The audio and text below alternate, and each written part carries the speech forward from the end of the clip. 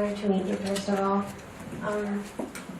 I'm personally interested in human rights, but I'm still not exactly sure of the border of accepting culture and the tradition as culture or violation of the human rights.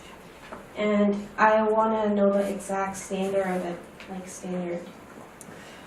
And that's almost an impossible question to answer, because I think a lot of times there are these grey areas where you simply have to look at the individual case and try to, determine what the border is.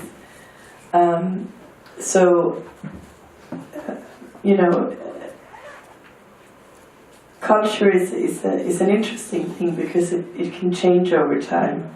What was once considered acceptable certainly is not considered acceptable anymore, and maybe in the future, people will be complaining about certain practices we're doing now that we don't maybe even realize we're doing but are wrong.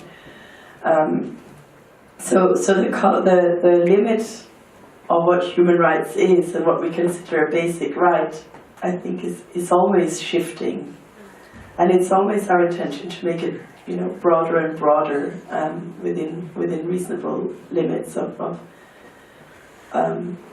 making sure. But the basic foundations, the basic sort of ideas that human rights is all about allowing people to live in dignity, I think is the core value that we try to promote.